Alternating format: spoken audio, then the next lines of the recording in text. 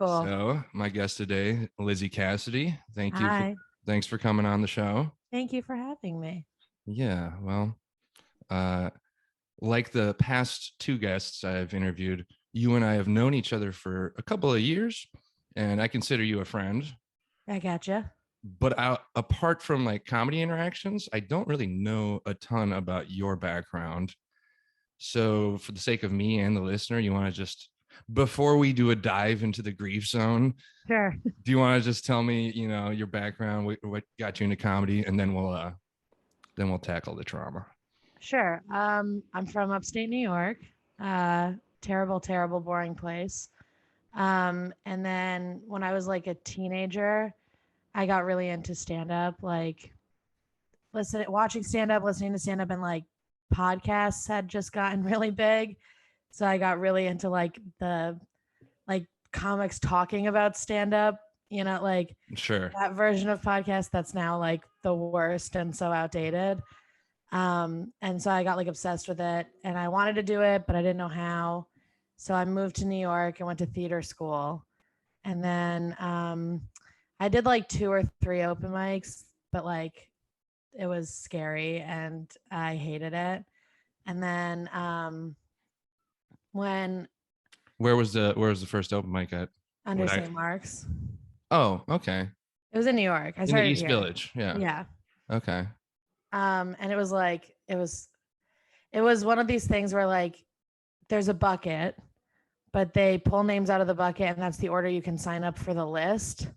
So it's like a bucket and a list. I hate that so much. It was awful. And however it happened, I ended up going up at like 1 a.m.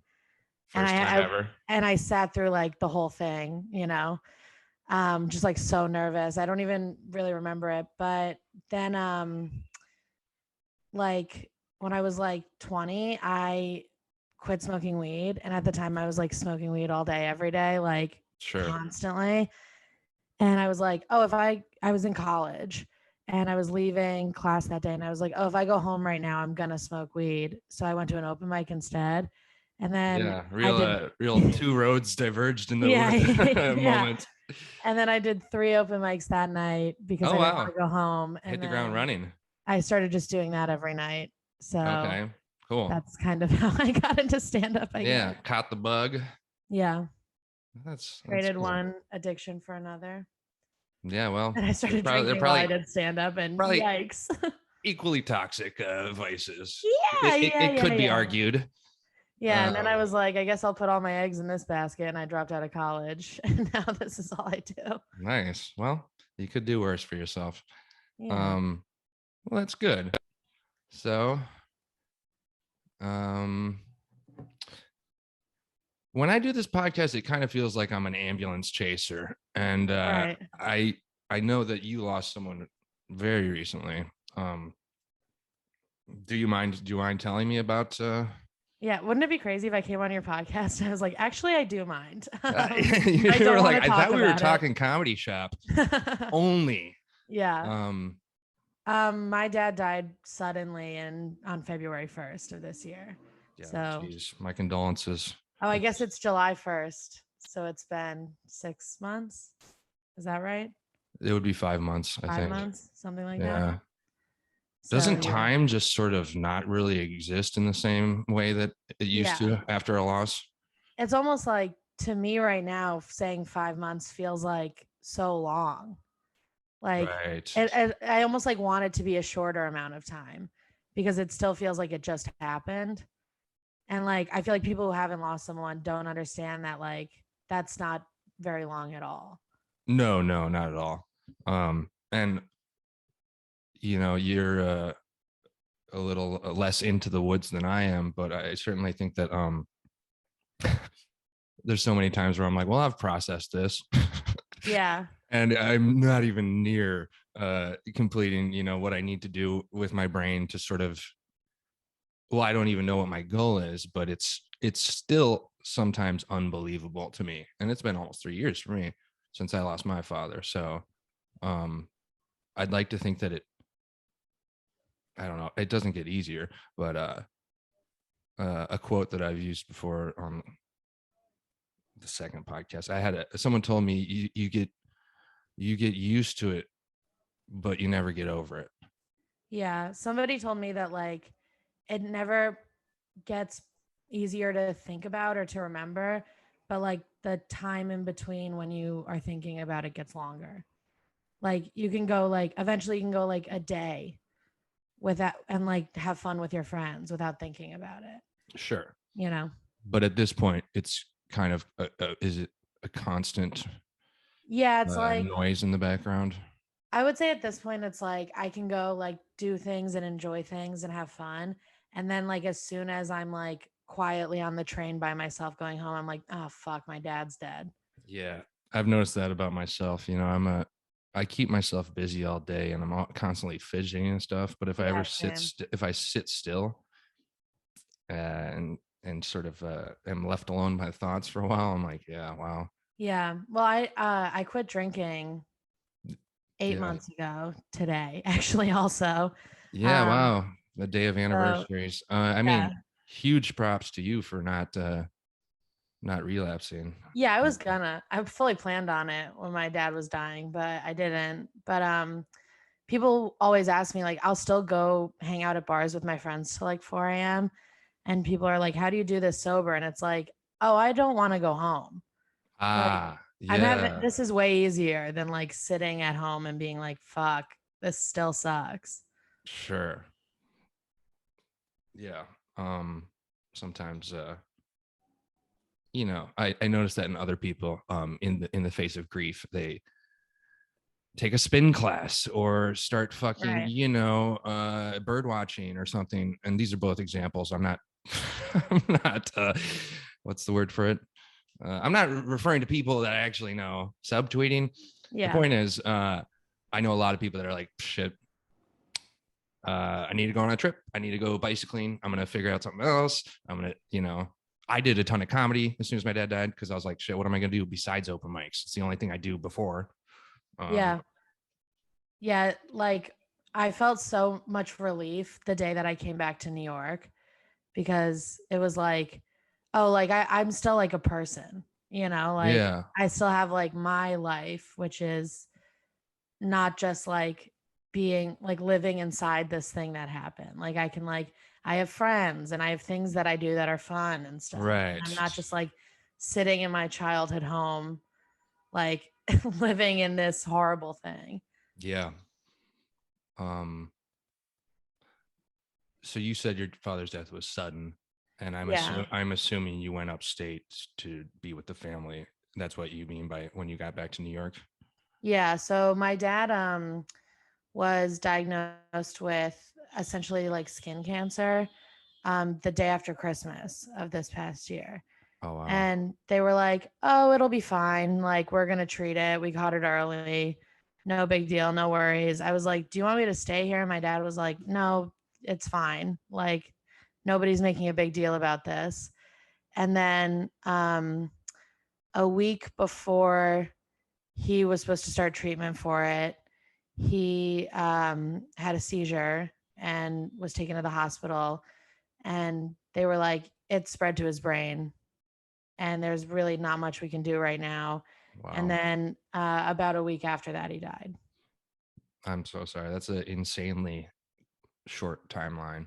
Yeah, it was like crazy sudden. I when my dad first went to the hospital, it was the same thing because like they told us it wasn't a big deal. My mom was like, "You don't need to come home. Like, don't freak out. Right. Everything's fine."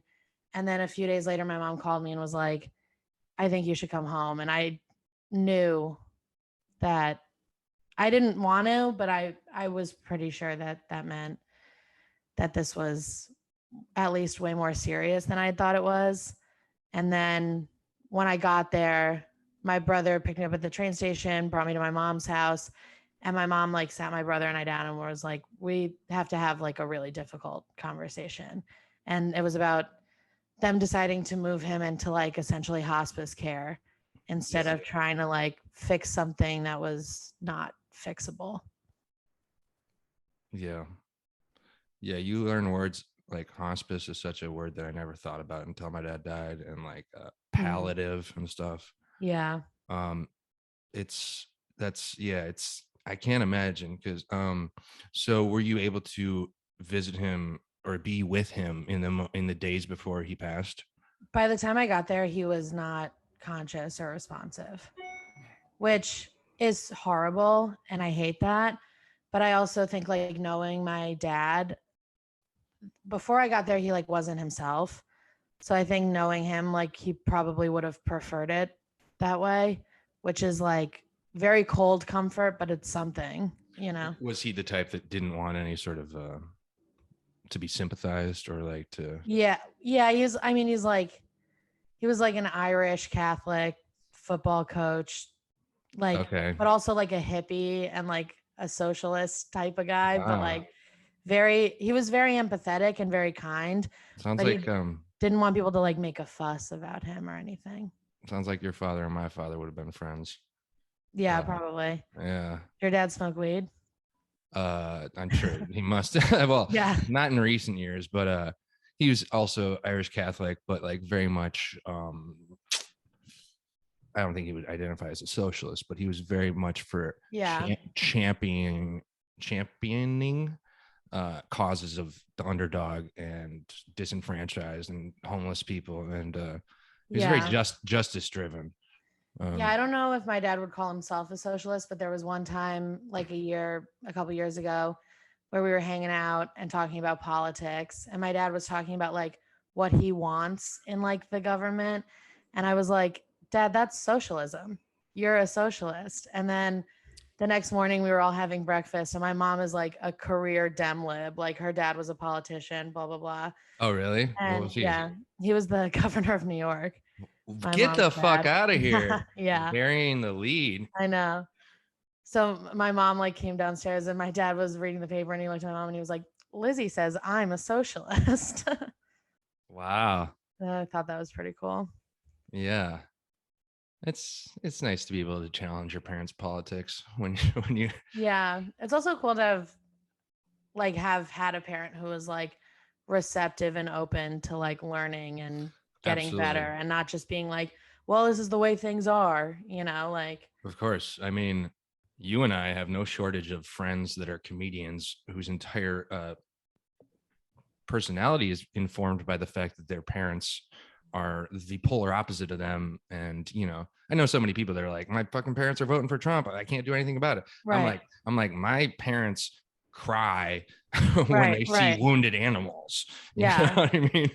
Yeah, Uh, 100%. So it's very like I feel very lucky to have had parents that are like that. That like the worst thing that happens is my mom is like, "Well, you kids just have to vote," and I'm like, "We did, mom." Like, yeah. Ugh. yeah, Mom, always encouraging me to do my civic to duty. vote locally. Yeah. Um, well, that's real rough. Do you tell me about your father's sense of humor, if you don't mind? My dad was like the funny one in my family. Like, Okay. I think I'm funny because my dad was funny. Like, my mom is like a very kind person, bless her heart, but like Bless her heart. zero That zero sense of humor. Like yeah. my mom is the type to be like watching a movie, like a comedy, and they'll do something like wacky and zany, and she'll be like, "Now, why would they do that? No one would actually do that." And you're like, "That's the joke, Nancy." Yeah, yeah, But yeah. my dad loved comedy. He loved stand up. He was really funny, and he was like a career bartender. So like he lived all over the world bartending for like 25 years. And so he learned to be like really funny Sure. doing that because that's how you make money. Yeah. You know, so he was like extremely charismatic and funny. Like he he had all these like stock jokes that he would tell. Um and so then Do you want to hit me with your favorite one? it's Or kind of long, but it's oh, like so like let's say that two guys sat down at my friend's bar or my dad's bar and they were okay. friends and uh he would learn their names like if their names were like Mike and John he'd be like let me see if I can remember the joke so he'd be like me if I'm him he's like me Mike and John all get in a car accident together and die and we go up to heaven and we're at the pearly gates and we hear over the loudspeaker, like, John, report to room 242. And John goes in the room, and there's this like horrific, disgusting looking woman who's mean and like smells bad. And over the speaker, they're like, John, you've been a very bad boy. You're sentenced to eternity with this woman. And then next, they're like, Mike, report to room 315. And Mike goes to room 315. And it's like an even somehow more horrific woman Okay. is there. And like, Sure. she's awful. And she's immediately nagging him. And they're like, John, you've been a very bad boy. You're sentenced to be with this woman for eternity. And then he's waiting. And my dad's name was Tom. And they're like, Tom, go to room 412. And he goes into the room, and like J-Lo walks in. And he's like, wow, I must have been really good. And over the speaker, you hear, J-Lo, you've been a very bad girl. You're sentenced to spend eternity with That's this good. man. That's good. And then I had to give a eulogy at the funeral. And Did you let me stop just for the wording. Did you have to, or did you chose to? I Or wanted did you to. feel I like it was mean, your duty? yeah. And I wanted Sure. to. Like well, wanted to is a weird way to put it. Like, No, I spoke at my dad's wake as well, and it wasn't yeah. something that I had been planning to do Yeah, necessarily. I knew it was gonna fucking suck, but it was like I also knew that if I didn't do it, I would regret that. Yes. So I did it, and I like put a few of my dad's jokes in it. That's nice. So I thought that that was like a good way to be like, because I didn't want to. Obviously, I'm a comedian. I didn't want to not say anything funny, but I also didn't want to be like using this as an opportunity to be funny. Sure. So one of the things my dad would always say is like if somebody he knew died or like a celebrity died, he would say like all great men are dead and I'm not feeling so well myself. And so I like put that in there and a couple other little That's a nice one. Yeah. I like your dad's aphorisms. Yeah. Yeah, he had a bunch of them. He was funny. So at the funeral, how did that feel?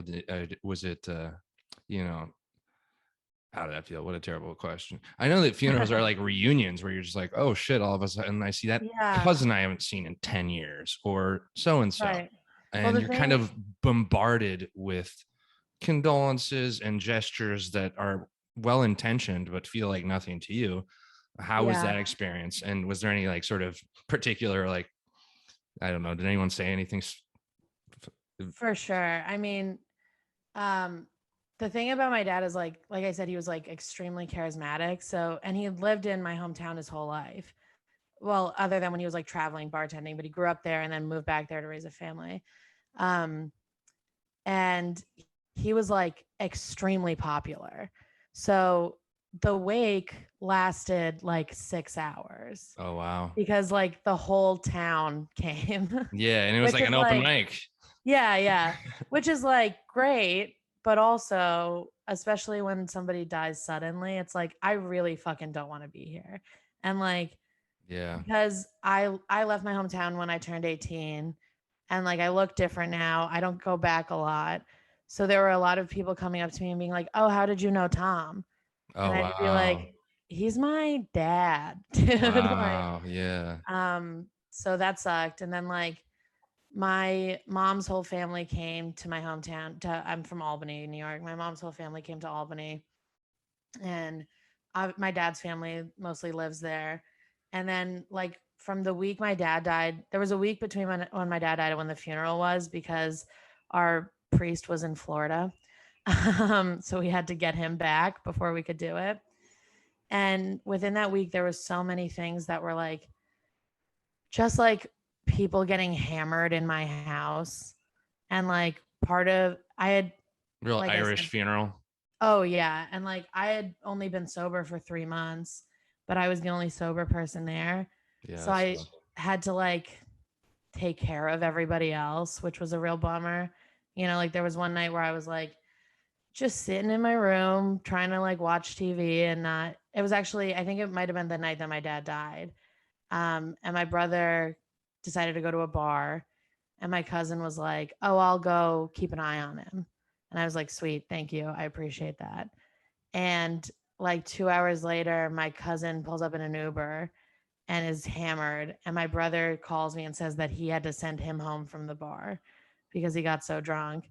And then Wow. he was trying to drive home from my house, and somebody comes up to me and is like, "Can you just get him to stay on the couch?" And I was like, "Yeah, I can, but can we all also remember that my dad died today?" Like, Yeah. Holy and I'm shit. also 25 and you're all in your 50s. Like, can someone else handle this? So there was like a lot of Yeah. shit like that.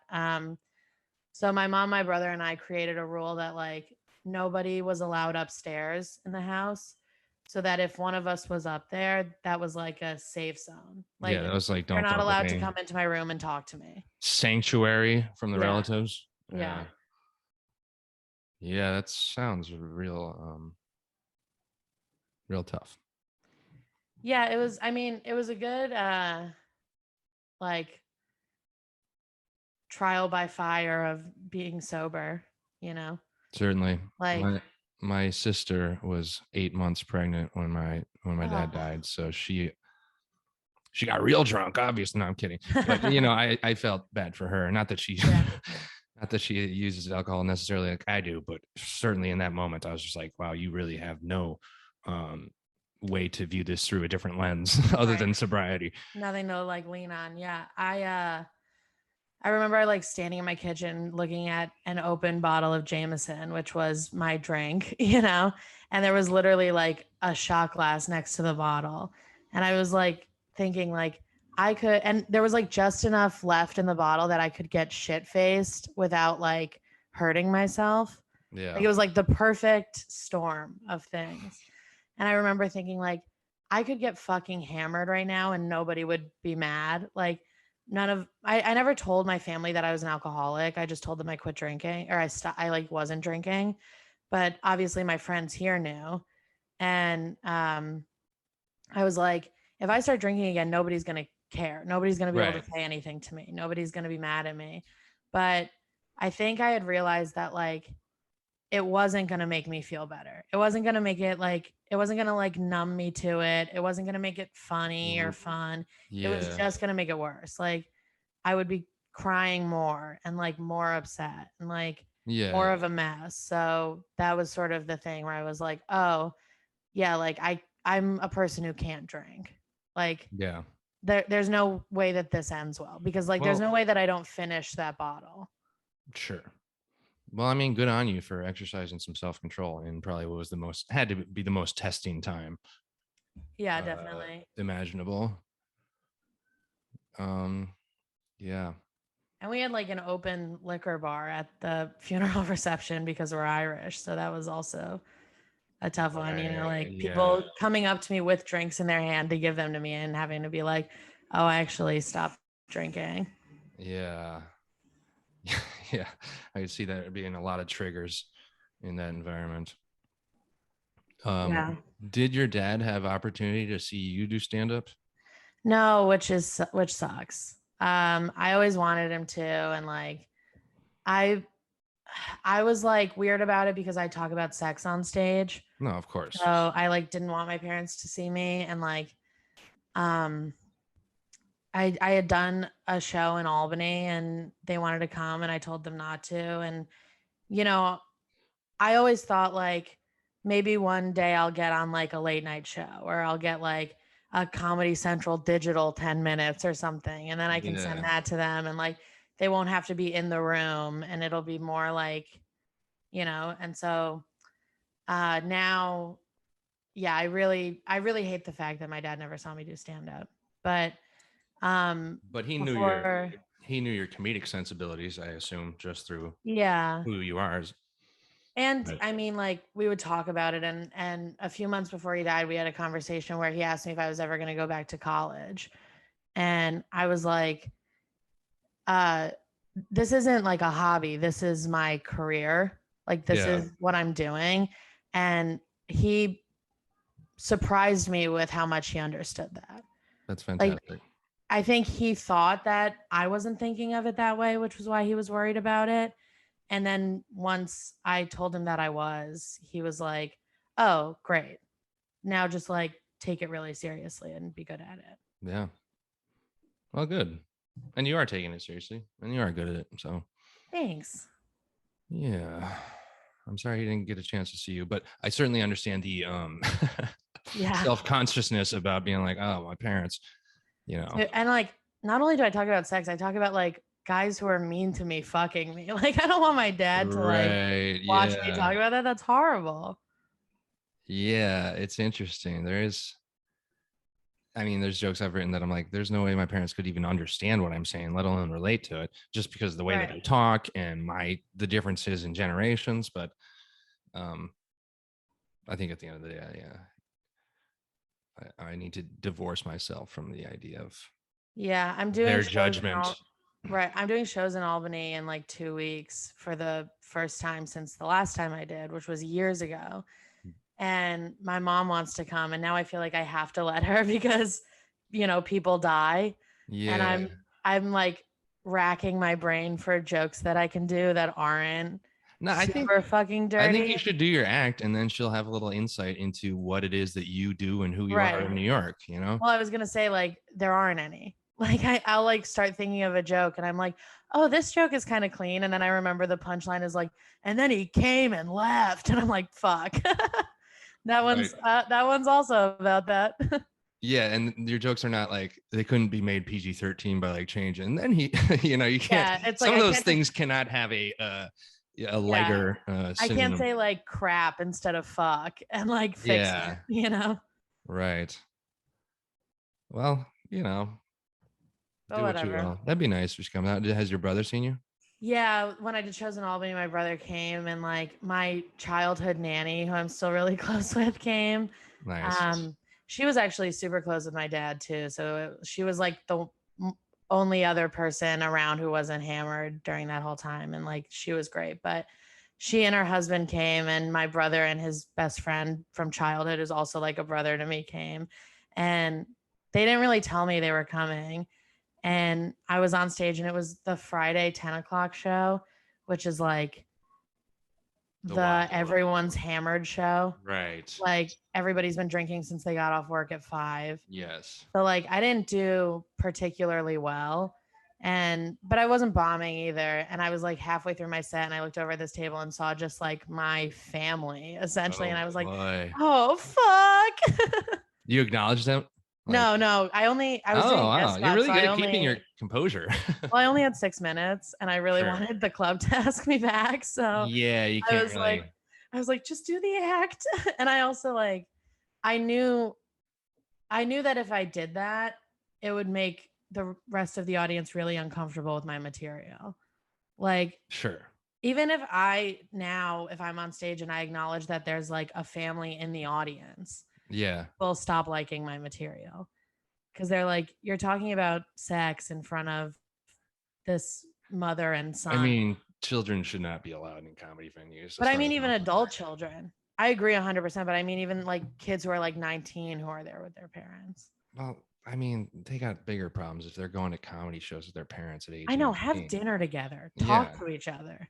Yeah. Or just don't talk to each other like a normal teenage fucking parent. Right. Really. What are you guys Right. going to take in some sex jokes on a late night Friday show with mom and dad? That is funny. I mean, comedically, of course, like, I'll talk about anything on stage, but I'm not going to go home and talk to my mom about, Yeah. Jeff Epstein fucking suicide pun or some bullshit because Yeah. we just operate in different worlds and she doesn't need that from me and I don't need to interact with her in that capacity. Yeah. But It's one of those things where I feel like, especially like my dad got my sense of humor, but everyone else in my family, like in my extended family, when I talk about the fact that I'm a comedian, I feel like they're shocked because they don't think I'm funny because I'm not funny around them.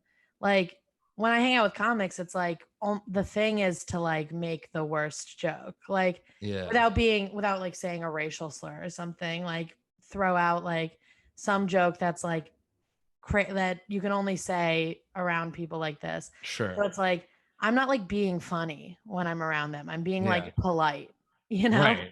And then you're like, "Oh, I'm a stand-up comedian." And they're like, "You?" Like And because then, like and then they're like, well, tell us a joke. And you're like, so the other guy, this guy was right. treating me like shit while choking Yeah. me. You know? Yeah, You're like, exactly. oh, I was expecting Yeah. a little more like, I don't know. Yeah, Sorry. like The other day I was like, is this guy hitting me because he gets off on it, or is he trying to hurt me? Is that funny? Do you guys like that? And they're like, and that works on stage? Yeah. And people like that? You do that? Right. Yeah, yeah. Okay, interesting. New York is it's a lot different downstate than upstate. Yeah. Um, that's funny. Have you spoken about your father's death on stage yet?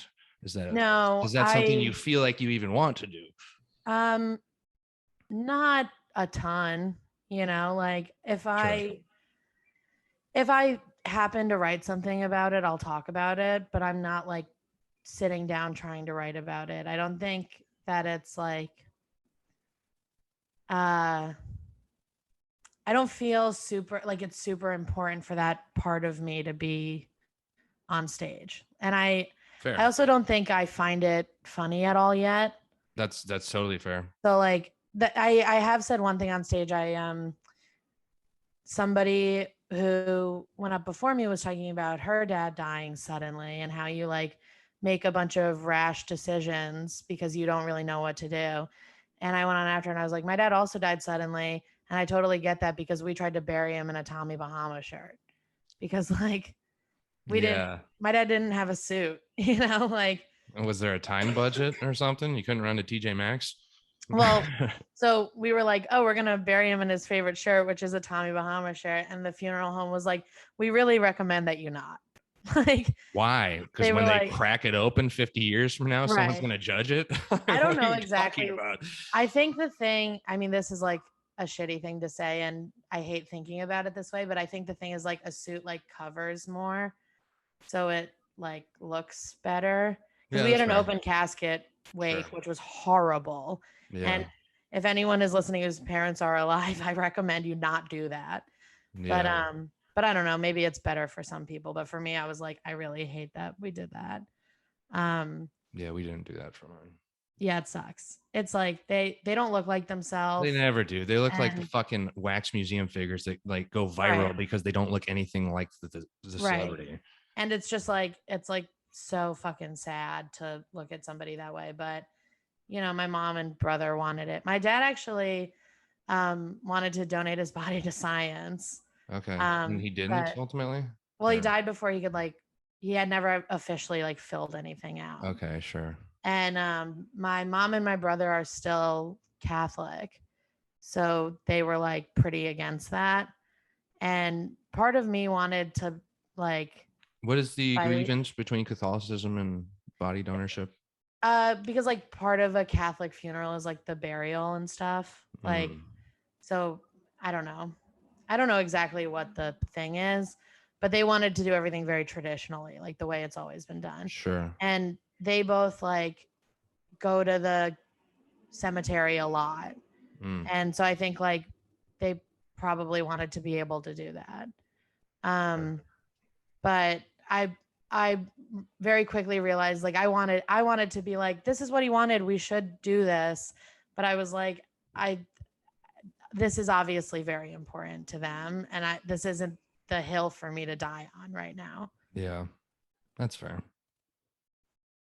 I fought very hard to make sure that he was at least like a candidate for organ donation because I knew that that was really important to him. So I chose that instead.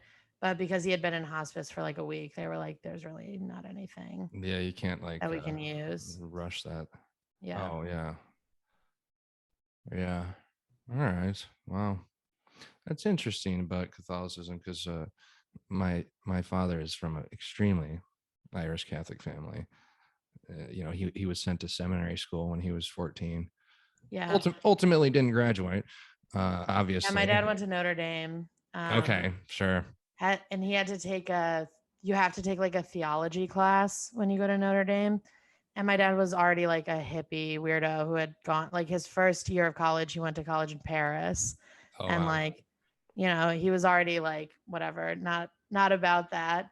And so he like had a conversation with the priest who taught the class. And the priest was like, if you just come every class, I'll give you a C.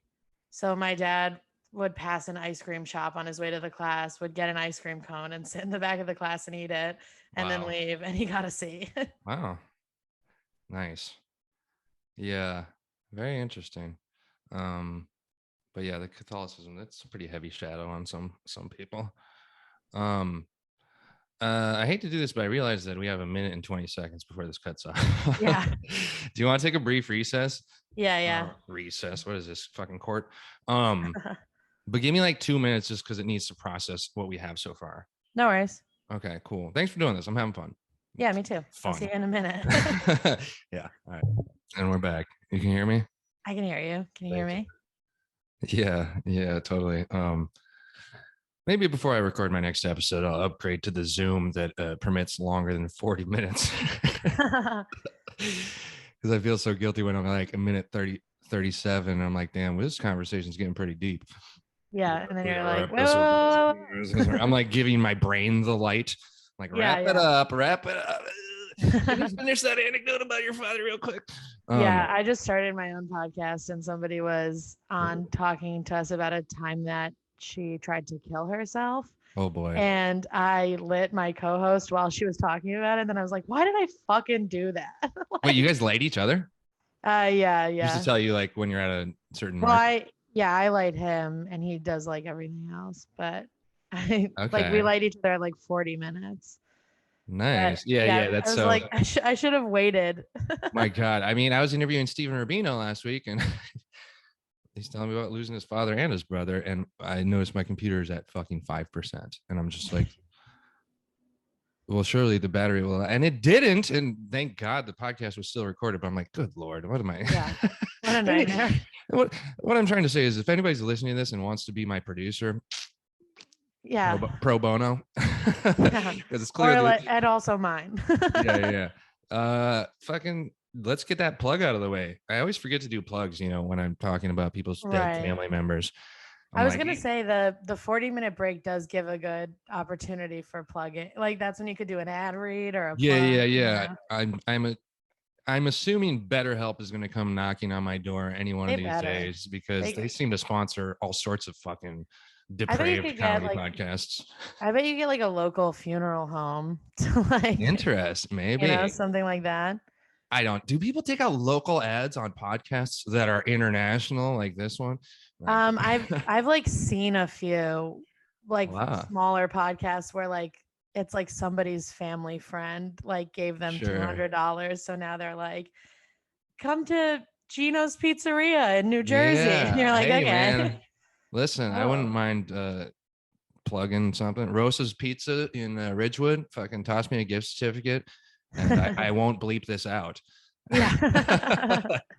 You send them to it with like a note of like cut out magazine letters. Yeah. Right.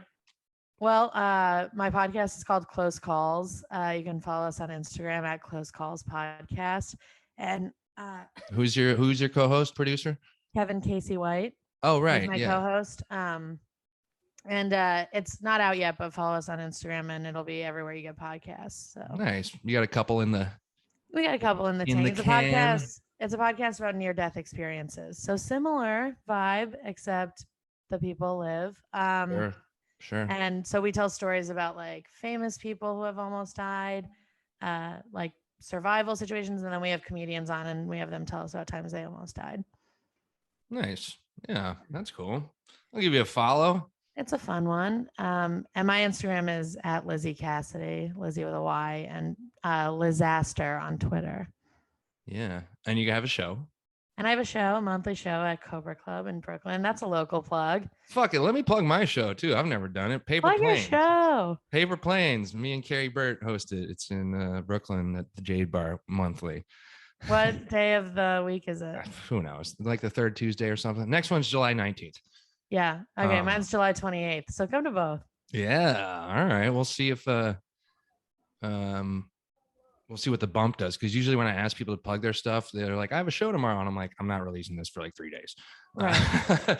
I'm like, but this will be out well before then. And we'll see if it got the old, the old podcast bump. Come up to me after the show and be like, I heard you talk about your dad dying. Yeah. Now I'm at the show. Like, great stuff. But I wish you had gone into more about the stuff about what you did on the podcast. Yeah, that's how we know you. So if you could talk about that more. Yeah, yeah. You're our favorite half orphan. Isn't that is like a weird thing that I thought of when my dad died. I was like, oh, I'm so close to being an orphan. Yeah, you're just almost about Oliver Twist. Like I feel like you think of an orphan as like something someone's always been. Like Yeah, no, like absolutely. Oliver Twist was always an orphan, you Right. know? But then you're like, oh, you still can be. Yes. It is very strange to become, realize like, oh shit, thought my parents were going to be looking out for me for the rest of my life. Yeah, yeah. you know? Uh-oh. Uh, yeah. And it's another thing now where it's like my mom had to be like, "Hey, will you be like the arbiter of my will because it was your dad?" And you're like, "Fuck, I don't want to do that." You know, like No, I she's like, if there's absolutely. any big medical decisions that are going to be made about me, you're going to have to make them. And you're like, oh yeah, yeah, Yeah, I've been having that conversation yeah, also, and it's just so weird to be like yeah, bring paperwork into the planning of grief. yeah. Luckily, my dad had filled out like a DNR form years ago and like signed it and had like a lawyer sign it saying that That's he do did not it. resuscitate. Yeah, like well, there's like different levels of do not resuscitate, but this was one where like if in a situation like the situation that happened where he's not going to be like cognitively functioning, you Sure. shouldn't do it. So it's great that he did that because it did make it like we didn't have to sit around and be like, do we pull the plug now? You Right. know, it was like, oh, this is just what has to happen. Yeah. It's nice when people have their own wishes sort of written down. And I feel Yeah. like people find that more important in the light of losing someone to be like, I Yeah. should get my ducks in a row. Yeah. Um, You don't want your family to have to sit around and be like, I don't know. yeah. Yeah. Yeah, luckily we didn't have any sort of like disagreements over what to do. And I don't know. I mean, you know what it's like. I was in barely remember this couple of months when you're just like going through the Yeah. motions of like, oh well, Yeah. I think we also got lucky that it was only like a week because there was like a few days there where I was like, am I going to be here for 2 months going to the hospital every day? Like having to like every day be like, is today the day that it's going to happen? yeah, Um, likewise. Grateful is not the correct word for it, but my dad, he went into hospice and he died 4 days later. right. Yeah. And there was certainly a bit of like, this could be 2-3 months. Right. Yeah. And I mean, there was definitely like a few days there where, and this is so sad, but like, I think my brother thought that something could be done. And so, like, the hard part was to convince someone that, like, this is actually it, you know? Yeah, I mean, people really hold out hope till the very end. Do you think geez, how about this? Your father was not really cognitive when you got there. So do you think I usually ask people if they think the person accepted what was going to happen to them, but in your case, it was kind of without warning. Is that correct? Yeah. Um, when my dad was diagnosed with cancer a few weeks before it happened, he was very like, this is something that happens and we're going to do whatever we have to do. And that's it. So I think I don't, I don't think he would have been thrilled about it, but I do think that like, um, Do you I think think, there was any sort of acceptance? yeah, I think he would have been very relieved that we could stop going through that. Like, Sure. so I don't know so much about acceptance because I don't really know what he was like the few days before he went fully like he was like completely unconscious by the time I got there. Yeah. But I don't really know what the few days before that were like, but um I mean, I do know that he wouldn't have wanted to, even if he could have been like in a wheelchair forever and like a little cognitively less functional. I know he wouldn't have wanted that. sure. Yeah. And honestly, that's such a short timeline. Even I know it was like 6 weeks from the diagnosis, but like It was, with yeah, the stuff that happened, obviously. Yeah. I don't know. I think sudden death is totally different than the, long protracted type of death. Yeah. But I think in the same case, sometimes people do not accept what's happening to them, even when all of medical evidence is presented to them. They're just like, well, perhaps. A miracle. Kind of Yeah. thing. Yeah. And I don't say that my dad was I don't want to say he was in denial, but he was the kind of person that and I don't disagree with this philosophy that consider that attitude will affect physical health. Right. So if you Right. go into, and I don't disagree with it, Yeah. 100%. but there's a certain point where it's like when you're confronted with evidence that is, devastating or news, you might want to just be like, well, maybe, whatever.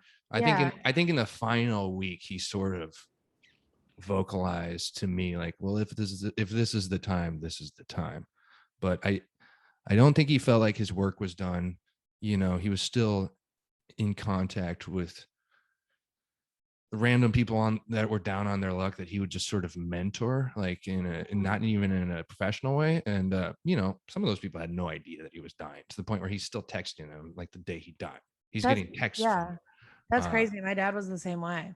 Like my dad had a lot of people in his life that he was sort of like a mentor to in the same way. That's And that's like that's all of good. those people in the same way were so shocked when it happened. They were like, I didn't even know he was sick because he didn't tell any of them. Right, right. um it's interesting. Sorry, I'm gonna fuck with my lighting because my Okay. shit's fading to black.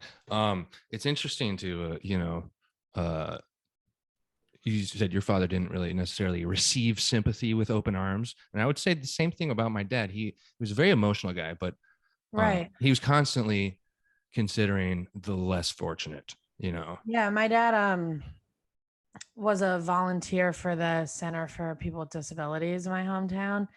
And so much so that like he was doing the job of someone who should have been paid. Sure. And Yeah. like he was like running a department.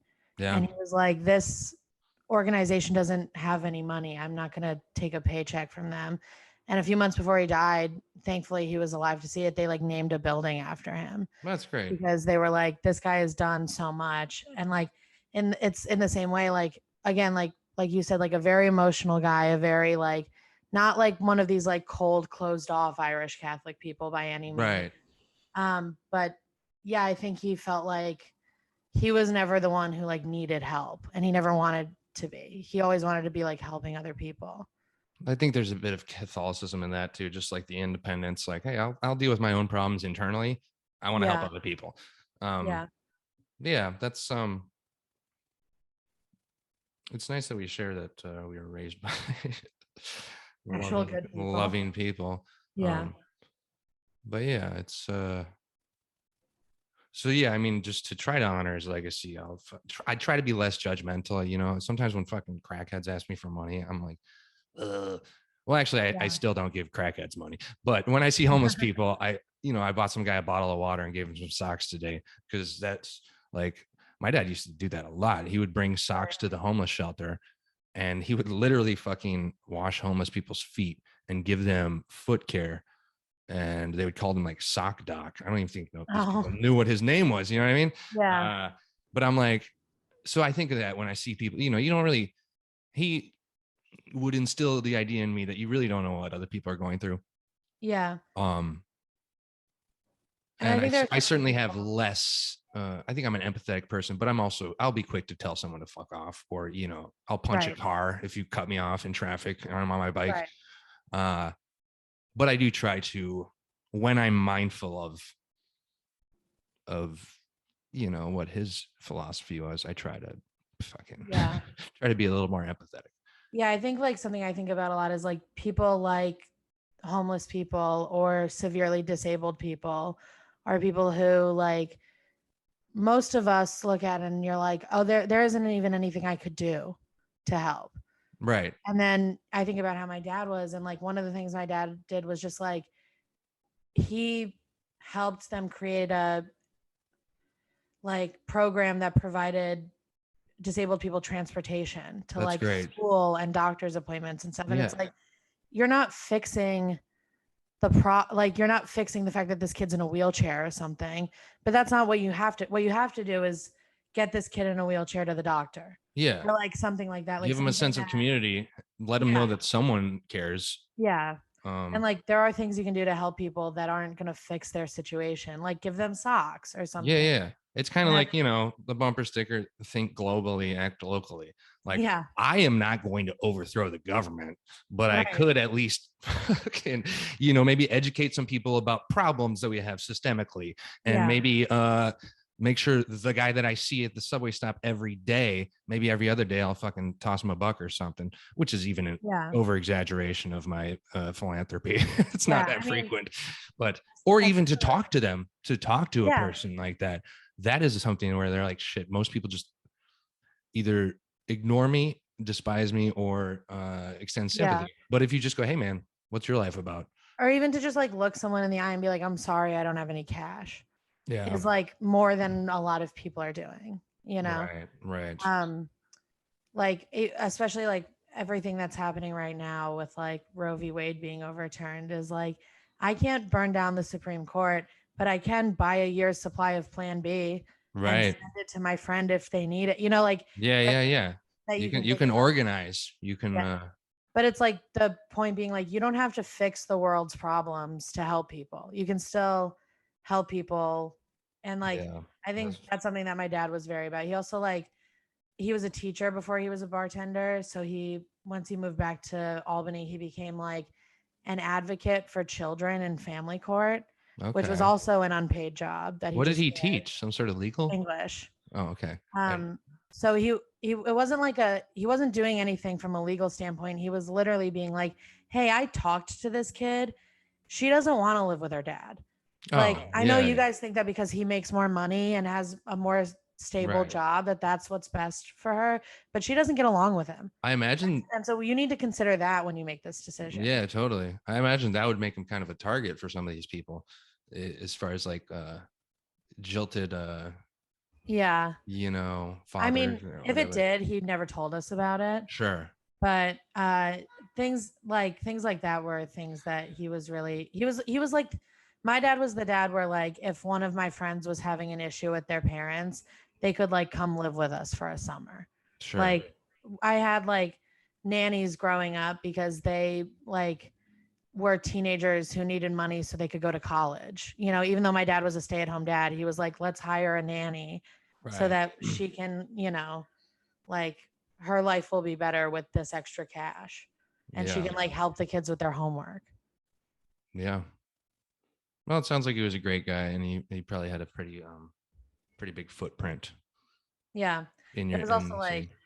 like I said, like the whole town came out. There was like every local bartender came like weeping to my dad's wake. Like, so even like not just helping people, but also being like a good hang, you know? Sure. Like, Yeah. And that's important. yeah. You can't just be the guy who's real nice but no personality. Yeah. You got to I still be mean, charismatic, you can, but not as but many people yeah. are going to show up at your wake. Yeah. Yeah. Wow. Well, really fucking sorry you lost him. Yeah. I Yeah. appreciate that. Back at you. Yeah. Anybody who hasn't dealt with it someday will. Unless you die before your Unless parents. you die before, And which I then, recommend. live fast, die young, never feel grief. Yeah. um, but It is funny, like how much people don't understand it and how much I didn't understand it until it no, happened. it's just something you don't.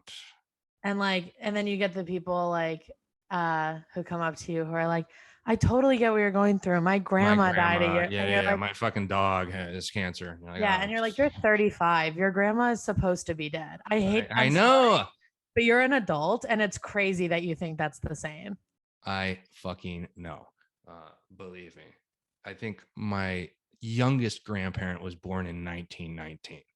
So Same when here. when people are like, "Oh, my Grammy," I'm like, oh, "What?" Yeah. But I don't It's know. Those are people that are like, my parents are 18 years older than me. My grandma's 40 years older than me. And I'm like, what the fuck? I yeah. thought there's 50 years in between generations. Yeah. I mean, it was also something where like my mom's mom died when she was 16. And Okay. like I never really understood that. This is going to sound awful, but I never understood that enough to really give a shit because like I never met my mom's mom. I didn't Sure. know my mom when she was a teenager, obviously. My Yeah. mom had me when she was like 37. Okay. So like she was so far removed from that that I never thought about it. And then when my dad died, my mom was like, "I'm so like heartbroken that you're going through this and like talking to me about it."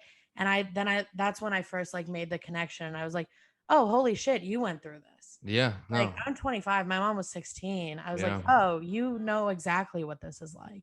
Yeah. Like this isn't in my head like my nuclear family was my mom's family.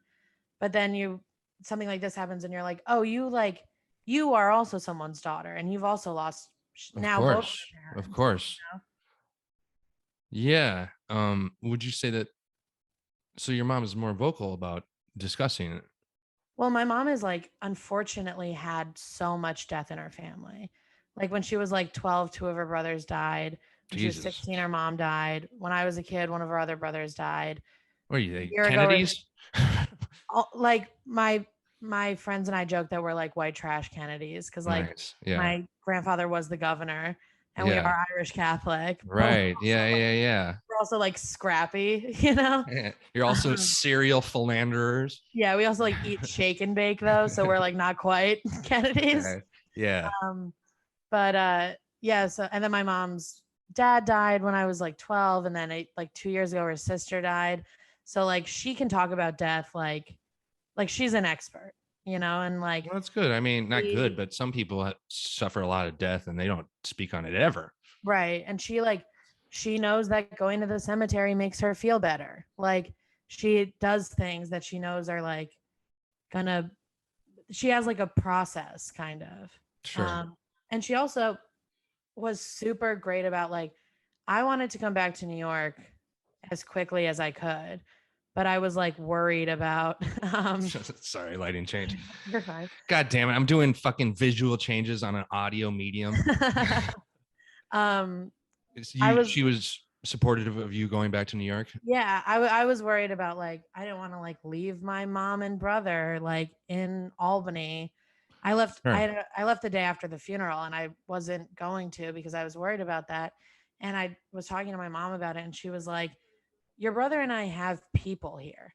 Yeah. Like I because of the type of person I am, the people I was friends with in high school all moved to cities cuz Sure. like we all wanted to do things that you have to live in cities to do. Right. So like my mom was like, "Go. Like go where there are That's where your good. people are and like where you can Well, be she around probably your knew that kind." you had a community of support here as Right. well. Right. Yeah. I mean like I was Um, like on the phone the whole time. And also like this is so moving, but like my I've had the same best friend since I was 3 years old and she lives in Philadelphia. And like the day I called her and told her my dad was in hospice, she just like drove to Albany.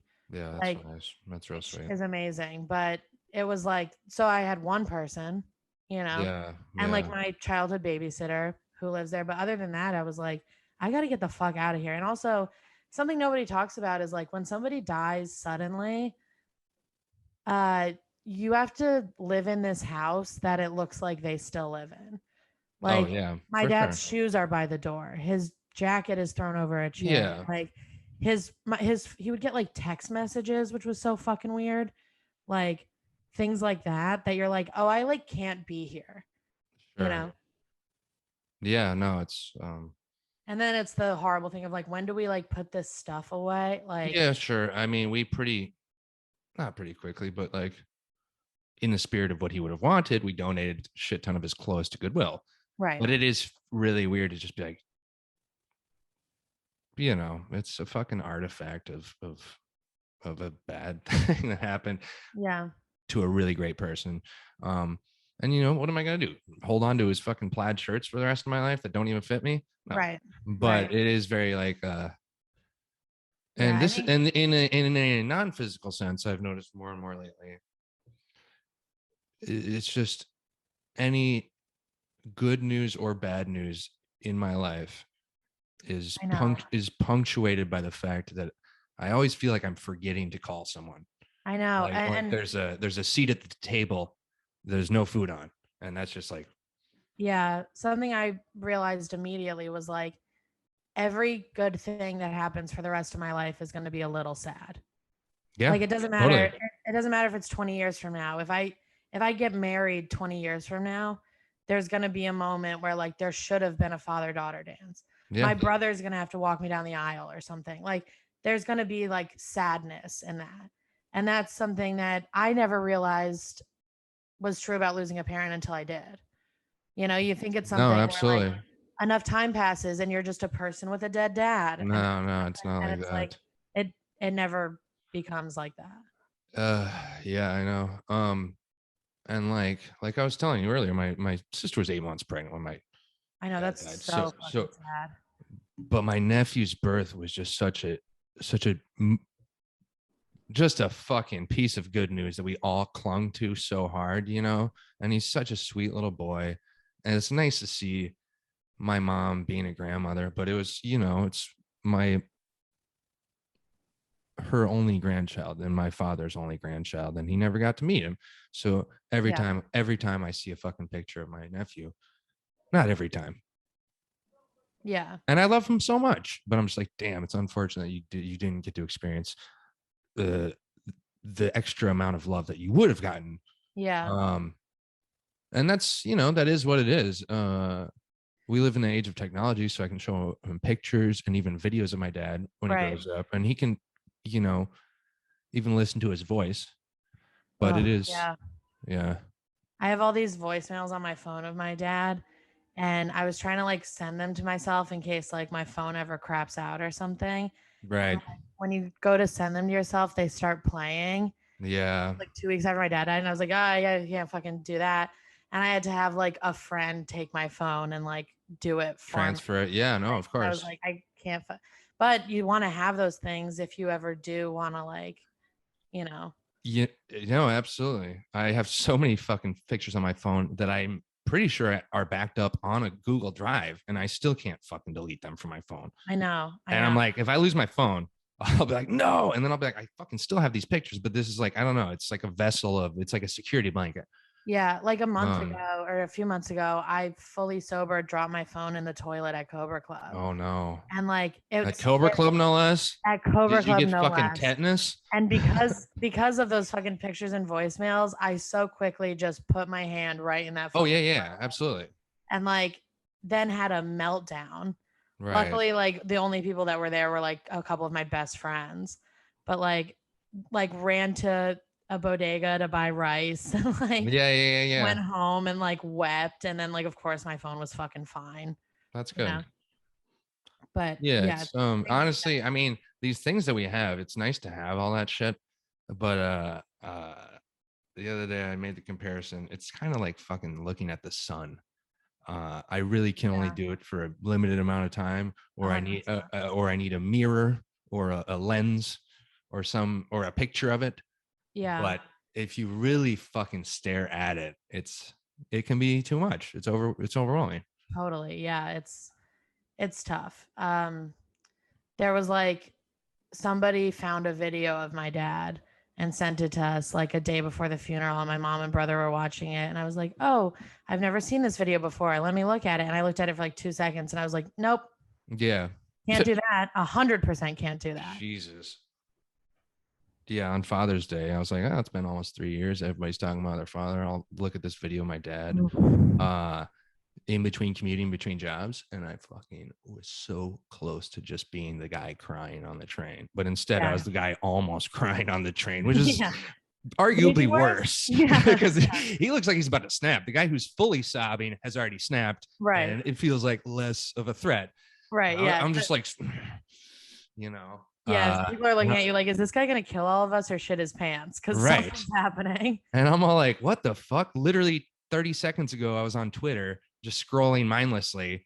Now I'm Yeah. like, oh yeah, father, I want to look at this. Oh my God. Yeah. Like, Or even like things you don't realize are going to get you. Like I saw a TikTok recently of like a dad at a gay pride parade, like hugging people whose dads didn't accept them. And like the first that's second, fucking you're weird. like, oh, that's so sweet. What a great guy. And then you think of like your actual dad. And I was like, just openly weeping in Tompkins Square Park. Like, Yeah. Right. Yeah, I gotta get fucking Visine and sunglasses just on me at all times. Yeah. And Or it's also hard, like, I don't know why this just made me think of it, but like I've met people that didn't know me before my dad died since it happened. And like it's so you're like, when do I tell them? You know, like, and how do I oh, tell them? sure. Or like I'll like meet people and I'll like talk about my dad in the past tense and they're like, oh, this is the person whose dad died. And then you have to be like, by the way, it was recently. Right. Yeah. It is fucking weird disclosing that to people or talking in the past tense in any way because you're just like, Yeah. um, and people don't know how to react. People don't. People, It's I found people love telling you about how sad they're going to be when it happens to them. And you're like, oh, yeah. But that's not where I thought this conversation needed to go. yeah, right. They're like, oh, someday I'll use my grief to make podcast content. It's also like, I remember like some of my very close friends when I first came back from Albany were like, oh, I haven't seen you in a while. How are you? And you're like, I'm okay. You don't know if they like saw your one social media post or if they didn't. Right. And then I'd had friends like tell me stories about like a shitty show they had in Wisconsin or something and like complain about it for a while. And they're like, but anyway, what's going on with you? And you have to be like, my dad died. And they're like, Yeah. why did you let me talk about Wisconsin? And you're like, because I don't know when to bring it. I don't know. Like, Yeah. Yeah. Yeah. No, absolutely. I was at the creek once actually, shortly after my dad died, and someone was like, "You I doing think all I was right?" there. Well, I'm sorry. I think I was there. I remember talking to you at the creek shortly after your dad. Certainly, I was talking about it a lot, but Lupe came up to me and he was just like, "Hey, man, are you doing all right?" And apparently, he had not known the Yeah. news, and I'm like, "That's weird," because I'm pretty sure you liked this post that I made on social media, but who knows? I'm fucking insane. Hold on to that. But I'm Yeah. like, "Yeah, I'm doing okay." It's been 2 weeks, and he's just like, "What are you talking about?" And I was like, "Oh, is my face just that Right. uh, uh, grief filled?" But yeah, and then you go, "Oh, you didn't hear about that? Well, I posted it on Facebook. It got 500 likes. I had a Yeah. lot of pictures of my dad." And then you're like, "Oh, wait, other people don't know my story." Yeah. And Uh, they're not thinking about it as much as you like.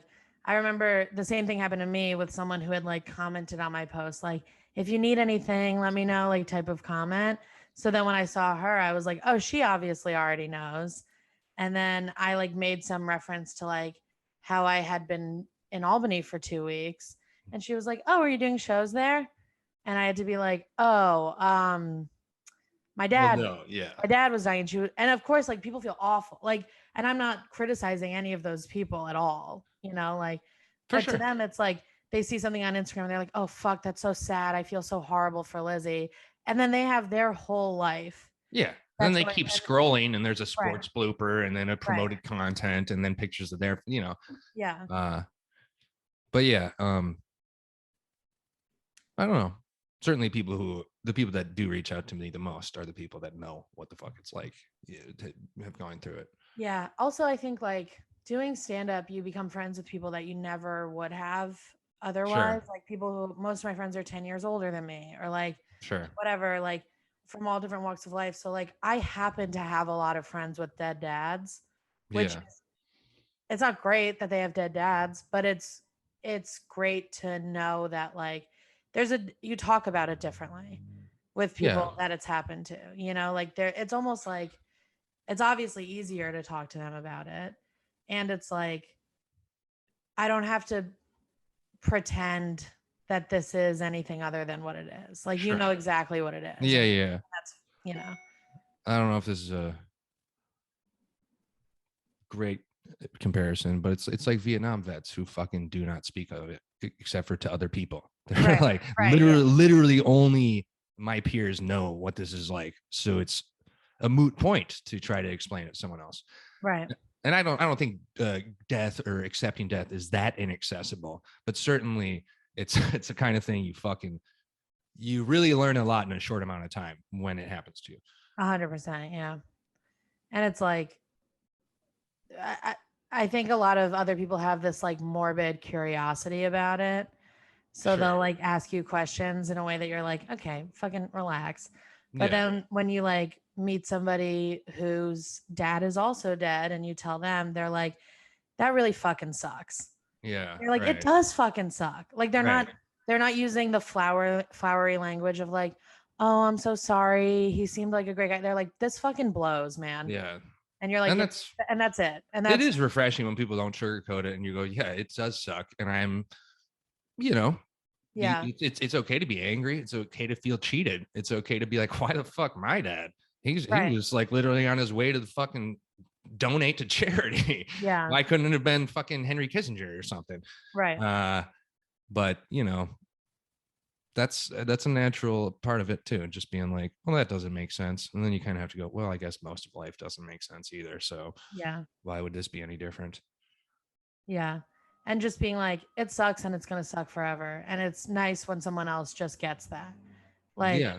they're not like people who haven't experienced it are like, so how are you now? And you're like, no, it's still just the worst, Yeah. you know? Oh, it's weird. He came back.